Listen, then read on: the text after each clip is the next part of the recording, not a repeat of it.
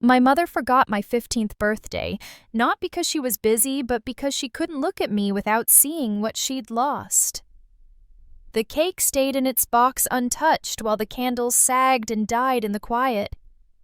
I kept counting the seconds until I realized they were the only ones still remembering me. The morning light felt heavier that day, as if it already knew something I didn't. When I opened my eyes, the world was still the same soft gray. It had always been the same wallpaper with tiny blue flowers, the same crack above the window I'd traced 100 times. But inside that sameness, something had gone missing. For years, my birthdays had begun with the smell of warm pancakes and the sound of her humming in the kitchen. She never sang the words, just the melody, like she wanted to leave space for me to join in. I used to pretend I didn't care that I was too old for songs, but secretly, that sound was how I knew I was loved. That morning, there was no humming, just the refrigerator buzzing and the rain tapping at the window, slow, polite, almost sorry. I stayed in bed longer than usual waiting for footsteps, for the creak of the door, for her voice saying, "Happy birthday, sweetheart," nothing. When I finally got up, the house felt too tidy, too quiet. She'd already gone to work. A cup sat in the sink with a small ring of coffee at the bottom, like the ghost of a morning conversation we never had. The note she always left on the counter, "Back soon?" or "Love you" wasn't there. The silence didn't feel empty. It felt full of something unspoken. I checked the calendar pinned on the fridge. March 17th, my day. There used to be a red circle around that date. She started doing that when I was 8, when she promised that no matter how busy life got, she'd always remember. This time, there was no circle. Only faint pencil marks where it should have been erased so neatly that I could still see the dent of the numbers. I stared at that dent for a long time, as if I could press hard enough to bring it back. At school, I didn't mention it to anyone. I told myself birthdays were for little kids, that 15 wasn't special. But the lie felt thin. When my best friend asked if I was doing anything later, I shrugged. "Just dinner with Mom," I said. The words came out so easily, they almost sounded true. The sky turned pale by the time I got home. Her car wasn't in the driveway. On the table sat a brown paper bag from the pharmacy. Inside, cough syrup, a bottle of pills, a receipt folded twice. I didn't need to look closer to know they weren't for me. I tried to tell myself she must have forgotten the date by accident, that maybe she'd walk through the door any minute with a cake from the store, smiling too wide to hide the guilt. I waited on the couch, pretending to read, checking the clock every few minutes. The seconds stretched long, sticky, cruel. By the time the door opened, it was almost 8. Her eyes looked tired in a way I hadn't noticed before. "Hey," she said softly. "You already ate?" That was it. No flicker of realization, no pause, just, "Hey." I wanted to scream, "It's my birthday!" But the words stayed behind my teeth, trembling like they knew it was too late. "I had cereal," I said instead. My voice came out calm, like we were both pretending not to notice what was missing. She nodded, set her purse down, and walked past me into the kitchen. The sound of cupboards opening, water running, spoons clinking. Every sound felt sharper than it should. When she finally sat beside me on the couch, she smelled faintly of rain and hospital air. "You okay?" she asked. I nodded. She smiled, small, rehearsed, and turned her eyes toward the TV that wasn't on. The silence between us wasn't angry, it was afraid. After a while, she said, "Long day." Her voice cracked just a little, enough for me to hear the weight in it. I looked at her hands, the small tremor when she rubbed her wrist, the tiny cut near her thumb. I wanted to ask if she was sick, but the question felt selfish, like I'd be stealing the moment back for myself. So I said nothing. When she went to bed, I sat in the dark and stared at the window. The rain had stopped, but droplets still clung to the glass, catching the streetlight like slow fading stars. I whispered happy birthday just to hear someone say it. The sound was small, but it filled the room. I imagined her on the other side of the wall, lying awake, maybe hearing me, maybe not. And for the first time, I wondered if forgetting wasn't a mistake. Maybe it was her way of remembering something too painful to say out loud. The clock ticked on, steady and patient. I started counting again, 1, 2, 3. The seconds I'd keep forever, the ones that remembered me when she couldn't. The next morning, the silence was still there, softer but heavier. It followed me from room to room like the echo of a song that had lost its last note. My mother moved quietly through the kitchen, her slippers brushing the tile, her breathing shallow.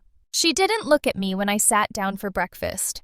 The spoon hit the bowl 1, 2, 3 times, and I realized I was counting again, counting the rhythm of how far apart we'd drifted. "Did you sleep?" she asked, eyes still on her coffee. "A little," I said. She nodded as if that was enough to prove everything was fine. I wanted to tell her I'd stayed up until almost 3, listening to the sound of her coughing in the next room, the sound that scared me more than her forgetting. But I stayed quiet. I didn't want her to know she still had that power, the power to make me worry, even when I was angry. When I grabbed my backpack, she finally looked up. There was a flicker in her eyes, a second too late, a second too slow, like she was about to remember something and decided not to. "Do you need a ride?" she asked. "I'll walk." The walk to school felt longer that day. The sky was pale and stretched thin, like it could tear open at any moment. I kept thinking of the candles, how they had sagged and died before I even lit them. And I wondered if that's what love does when it isn't fed, it just droops quietly without asking for help. At lunch, my friends were laughing about something small, spilled juice, a broken pencil. I smiled when they looked at me, but the sound of their laughter felt far away, like it belonged to another world. No one knew it had been my birthday yesterday, and I didn't tell them, because somehow saying it out loud would make it real that it had come and gone, and my mother hadn't said a word. After school, I walked home slower than usual. I took the long route past the park where we used to go when I was little. There was an old wooden bench under a maple tree still damp from last night's rain. I sat there for a while, tracing my finger along the carved initials, strangers who had been in love, who had wanted the world to remember. And I thought maybe that's why I cared so much about birthdays, because they were proof that someone remembered me even for just a day. When I finally got home, she was sitting by the window, a blanket around her shoulders. The TV was on, but the sound was low, more light than noise.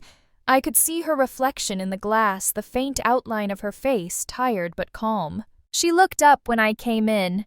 "Hey," she said again, the same word from last night, the same tone that sounded almost like love if you didn't listen too closely. "How was school?" "Fine." She smiled, weak but real. "Good." I walked to my room, dropped my bag on the floor, and closed the door quietly. I didn't slam it like I used to, not because I wasn't angry, but because I didn't want her to think I still needed her to hear it.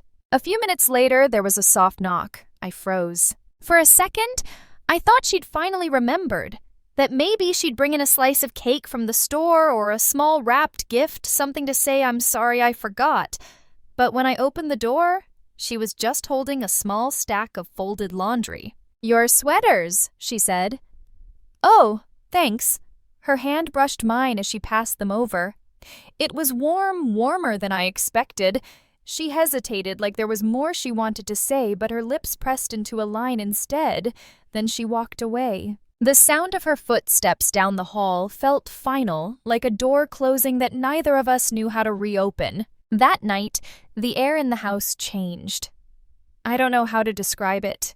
It wasn't colder, but it carried a distance, a kind of invisible line between us.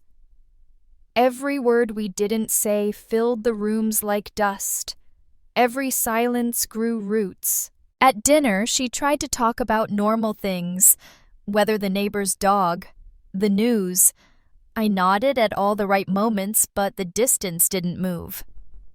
When she asked if I wanted more rice, I shook my head, even though I was still hungry. It felt like a way to punish her, a small, meaningless rebellion. After dinner, she washed the dishes while I sat at the table, pretending to scroll through my phone. The light above us flickered once, then steadied just enough to make her look up. And in that flicker, I saw her face fully for the first time in days. She looked older. Her eyes had the kind of sadness that doesn't ask to be fixed. I wanted to say anything, but the words stuck again. They felt too small for what I wanted to ask, too heavy for what I couldn't admit. So I stood up and went to my room. Before I closed the door, I heard her whisper something. It was too quiet to catch a sigh, a word, maybe my name. It didn't matter. Because that was the night I realized that forgetting isn't the opposite of love. Sometimes it's the shadow that love leaves behind, quiet, shapeless, and always there, even when the light is gone. The silence didn't come all at once. It crept in slowly like dust gathering in corners, like a song that fades without anyone noticing when it stops. 3 days passed after my birthday, but she still hadn't said a word about it. Not an apology, not an explanation, and I hadn't said anything either. It was like we'd both agreed without ever saying it, that pretending was easier than remembering. Every morning we shared the same routine. I'd pour cereal, she'd make coffee, and the two sounds, the crunch and the pour, became our only conversation. We moved like strangers living in a museum of what used to be home. Everything looked familiar, but nothing felt alive. Sometimes she'd hum quietly the way she used to, but she always stopped halfway through like the melody reminded her of something she couldn't face, and I'd freeze waiting to see if she'd start again. She never did. After school, I stayed out longer than usual. I'd walk through the grocery aisles without buying anything, just tracing the same shelves we used to shop together. I'd pick up things she used to buy: strawberries, vanilla yogurt, those tiny chocolate bars she'd hide in the freezer, and put them back exactly where I found them. It felt like touching her shadow. When I came home, she'd still be there, always in the same spot by the window, her eyes somewhere far away. Sometimes the TV flickered beside her, silent, muted, just like the both of us. "Did you eat?" she'd ask. "Yes." "Okay." That was the script we lived in. Nothing more, nothing less. At night, I heard her coughing again. It wasn't loud, but it carried through the walls like a secret trying to find someone to tell. Once I got up, stood in front of her door, and raised my hand to knock. But I didn't. Because what if she was fine? What if she didn't want me there? What if she remembered and it hurt her to know I was still waiting to be remembered back? So I went back to bed. And I lay there staring at the ceiling, wondering how silence could feel so loud. On Friday, it rained all afternoon. The kind of rain that doesn't wash things clean, it just sits soaking everything in gray. When I got home, the house smelled like wet fabric and mint tea. She was in the kitchen this time, stirring something on the stove. For a second, my heart jumped.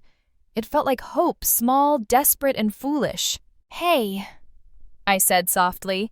She turned surprised, like she hadn't expected me to speak first. "Hey," she replied. She gestured to the pot. "Soup." Her voice was tired, but it had that warmth I'd been craving. "Smells good," I said. And it did. It smelled like all the nights before we stopped talking, like comfort, like her. We ate together quietly.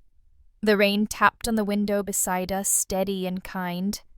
For a moment I thought the silence might finally turn into peace. But then out of nowhere she whispered, "You've been quiet lately." I froze. Because that was her way of saying I know something's wrong, but pretending she didn't know what. I looked at her. At the tiny wrinkle between her eyebrows, the way her hand trembled slightly as she held the spoon. The words slipped out before I could stop them. "So have you." She blinked slow, startled. Her hand lowered. "I'm sorry," she said, but her voice was so small I almost missed it. For what I asked, the question came out sharper than I meant. She looked down at her bowl. "I don't know," she said after a long pause. "Everything." That word "everything" hit harder than I expected, because I realized she wasn't just talking about the birthday. She was talking about all the things we'd lost before that day. The laughter, the warmth, the pieces of us that had quietly broken without anyone picking them up. I wanted to say, "It's okay," but it wasn't. And I didn't know how to forgive something that hadn't even been named. So I said nothing. We finished dinner in silence. The rain stopped. Later that night, I found myself standing outside her room again. The hallway was dim, just one small lamp flickering like it couldn't make up its mind whether to stay. Her door was slightly open. Inside, I saw her sitting on the bed holding a small box. It was the cake, still in its box untouched, the same one from that day. My breath caught. She didn't see me. Her hand hovered over it, fingers tracing the edges like she was afraid it would crumble if she touched it. Then she whispered something, a sound too soft to understand. I wanted to step inside, to tell her I saw, to tell her I understood, even if I didn't know what exactly I understood. But I didn't move, 'cause part of me wanted to stay invisible to protect whatever fragile truth was living in that moment. So I just watched, until she finally closed the box again, set it on her nightstand, and turned off the light. In the darkness, I realized something I wish I hadn't. Sometimes silence isn't the absence of love. Sometimes it's love's last defense, the only way to keep from breaking apart completely. Saturday morning came without sunlight. The sky was pale and swollen like it had been holding back tears all night. The house smelled faintly of medicine again, that sharp metallic scent that clings to air when someone's body is tired of fighting. I woke up to the sound of her coughing. It wasn't the soft, hidden kind I'd grown used to. It was deeper now, jagged, tearing through the silence like something that didn't care about being polite anymore. I hesitated at my door. My hand was already on the knob when I froze. There was a part of me that didn't want to see, because if I saw her like that, I'd have to admit what I already feared, that her silence wasn't punishment, it was pain. But then I heard a small crash, the sound of something glass hitting the floor. Without thinking, I ran. She was on her knees beside the counter, one hand gripping it, the other shaking as she tried to pick up the shards of a fallen cup. Mom. Her name came out broken like I hadn't said it in years. She looked up startled. Her face was pale, her lips trembling with both apology and exhaustion. "I'm fine," she whispered, but the word didn't sound like truth. Blood dotted her fingertips, tiny red stains against porcelain skin. I reached for her hand, but she pulled back. I said, "I'm fine." Something inside me cracked. All those days of quiet, all those seconds I'd counted, they came rushing up my throat until I couldn't swallow them anymore. "No, you're not," I snapped. "You're not fine. You've been coughing for weeks. You barely eat. You forgot." My voice faltered. I couldn't say my birthday. It felt too small now, too childish. She stared at me, her eyes wide with something I hadn't seen before. Not anger, not shame, but fear. "I didn't forget," she said quietly, and the way she said it, slow, trembling honest, stopped me. I blinked. "What?" She took a shaky breath and sank down onto the floor beside the broken cup. "I didn't forget, sweetheart. I tried not to remember." The room went still. Even the clock seemed to pause for her words. "I went to the doctor that morning," she continued, "because they found something in my lungs." Her hand rose to her chest as if she could hold the pain there, keep it from escaping. "I didn't want you to know until I was sure. But that day..." Her voice cracked. I couldn't say happy birthday when I didn't know if I'd be here for the next one. The floor blurred beneath me. It was like every second I'd counted had turned against me, echoing back everything I'd misunderstood. I knelt beside her. For a long time, neither of us moved. The only sound was her breathing, shallow, unsteady, but still there. I reached out and touched her hand. She didn't pull away this time. "I thought you were angry at me," I whispered. She smiled weakly. "I was never angry. Just scared." Her fingers tightened around mine, faint trembling. "I didn't forget your birthday, baby. I remembered every second of it. I just didn't know how to celebrate when my body felt like it was already saying goodbye." The word goodbye hit harder than I expected. It wasn't loud, it was soft, like the click of a door closing quietly, but forever. A tear slid down her cheek. I wiped it before it could fall. For the first time, I saw her not as the woman who forgot me, but as the woman who was trying so hard not to make me afraid. "I'm sorry," I whispered. For what she asked, her voice barely air. "For making it about me." She shook her head slowly. "No, sweetheart. It should have been about you. didn't know how to hold joy that day. We sat there on the kitchen floor surrounded by shards of glass, the air between us heavy, but no longer empty. Every piece caught the gray light coming through the window, reflecting tiny fragments of both of us broken but still shining. She let out a quiet laugh, the kind that hurts to hear because it's laced with pain and relief. "You're 15, she said softly. 15 feels too big and too small all at once, doesn't it? I nodded, and for a second it felt like time had stopped being cruel. Then she coughed again hard and her body folded into itself. I reached for her, but she lifted her hand weakly, gesturing for me to wait. I'm okay, she whispered, but I didn't believe her. I helped her stand, guided her to the couch. Her breath trembled against my shoulder. She leaned back, eyes closed, hand still clutching mine like she was afraid I'd disappear. When she finally opened her eyes, she smiled faintly. "You should have had your cake," she murmured. I smiled back through tears.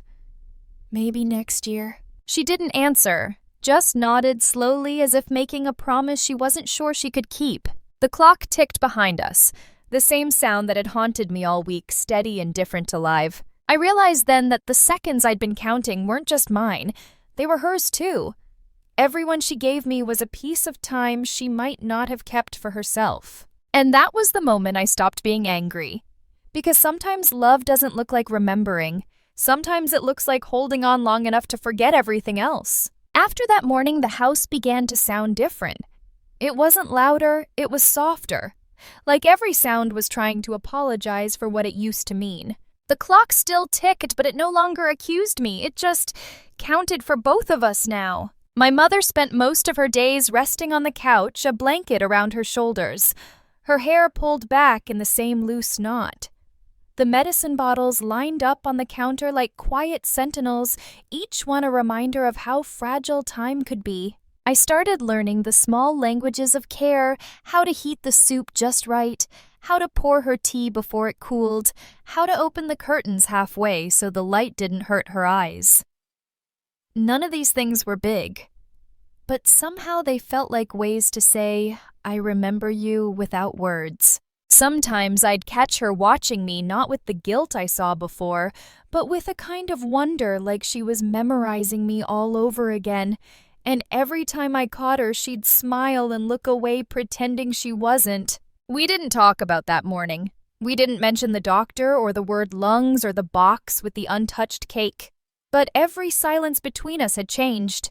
It was no longer empty, it was gentle forgiving. One afternoon, she asked me to bring her the box. "The cake?" I asked. She nodded. When I handed it to her, she ran her fingers across the cardboard, slow, careful, reverent. "I should have thrown this away," she said. "But I couldn't." "Why not?" I asked quietly. She smiled faint and sad. "Because it was the last thing I bought when I still believed I'd have time." She opened it. The frosting was stiff and pale. The colors faded, but the writing was still there. "Happy birthday, my girl." Her handwriting tilted slightly to the right like it was leaning toward me. Tears blurred my vision. I tried to blink them away, but she reached out and brushed one off my cheek. "No," she whispered. "Don't hide that." We sat there side by side, staring at a cake we would never eat. It didn't matter anymore. The sweetness wasn't in the taste, it was in the keeping. That night, I wrote a note and slipped it under her door. It said, "You don't have to say happy birthday next year, just promise you'll still be here to forget it." In the morning, the note was gone. On my pillow, she had left a tiny silver charm, the one she used to wear on her bracelet when I was little, a tiny clock, its hands frozen at 12. No message, no explanation, just that. And I understood. As the weeks passed, we found new ways to be around each other. I'd do homework on the floor by her feet while she read quietly, the pages turning in slow rhythm. Sometimes she'd fall asleep mid-sentence and I'd pull the blanket higher around her shoulders. In those moments, I stopped feeling 15. I stopped feeling forgotten. One evening, as the light dimmed to gold, she spoke without looking up from her book. "You know, I used to think birthdays were about being celebrated," she said. Her voice was steady now, still fragile but sure. But maybe they're about remembering who kept you alive through all the ones before. I didn't answer. I just nodded, tracing the frozen clock charm between my fingers. When she looked at me, her eyes were calm. "I'm still here," she said. And then she laughed softly. "I'm going to keep being here, okay?" It wasn't a promise, it was a decision, a quiet one, but it filled the room like light. Later that night, I found her sitting by the window again. The stars were faint, hiding behind clouds. She didn't notice me at first. "What are you looking at?" I asked. She smiled without turning.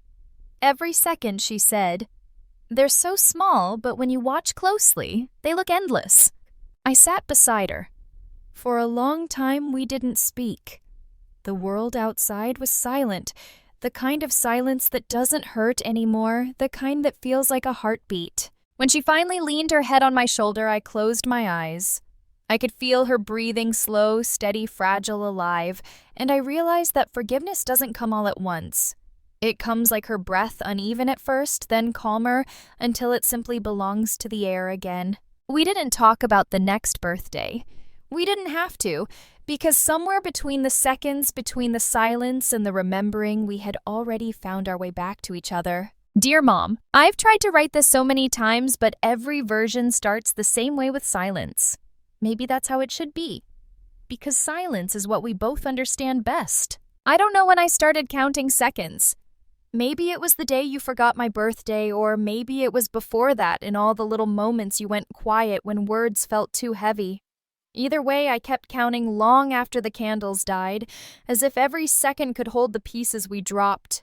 But now I think I understand what you were trying to say by saying nothing. That morning on the kitchen floor when you told me about your lungs, about how you weren't sure if there'd be another year, I wanted to be angry and grateful at the same time. Angry because I didn't want you to be sick. Grateful because at least you told me the truth. I didn't know truth could hurt and heal in the same breath. When you said you didn't forget that you tried not to remember, something changed in me. It was like a door I'd been pushing against finally opened, but on the other side there was only light and the sound of you breathing. That's when I realized that love isn't a celebration. It's the space between heartbreaks. It's the quiet things, the tea left warm, the blanket pulled higher, the way you smiled even when you were in pain. For weeks after that, I watched you memorize me with your eyes, your touch, your pauses. And I memorized you too. Not the way you looked, but the way the room felt when you were in it, like everything could stop hurting for a while. Sometimes I wonder if time remembers us when we're gone.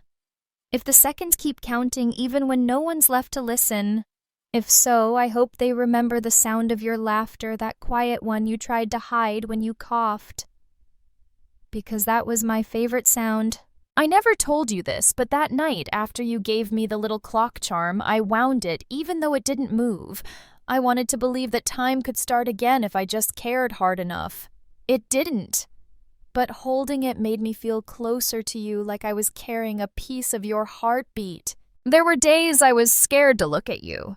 Not because of how you looked, but because I saw too much of myself in your eyes, the same fear of losing what we love, the same guilt for the things we never said.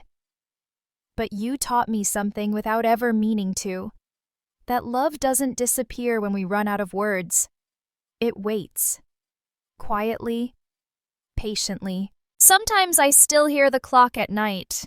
It doesn't tick the same way it used to. It's slower now, but softer too. Like it's counting gently, as if afraid to wake you. I think I've stopped counting seconds. Not because they've stopped mattering, but because I don't need to hold them anymore. They're holding me now, every memory, every silence, every breath that still carries your name. If I could go back to that day, I wouldn't ask you to remember my birthday. I'd just ask you to sit with me the way we do now and let the world fall quiet around us. Because I've learned that sometimes love is just two people breathing the same silence. Maybe that's why I never sent this letter, because you already knew everything inside it, because you've been hearing it between every word we didn't say. Still, I want to end it properly with the words we both kept forgetting to say out loud. I forgive you, Mom, for the silence, for the fear, for the way love sometimes hides behind forgetting. And if you're reading this somewhere in the space between 1 second and the next, please know that I never stopped waiting. Not for the birthday, not for the cake, just for you. Love your daughter. The clock keeps ticking, but this time it doesn't hurt. It's just sound, steady, gentle, alive, counting for both of us every second she remembered me and every second I finally remembered her.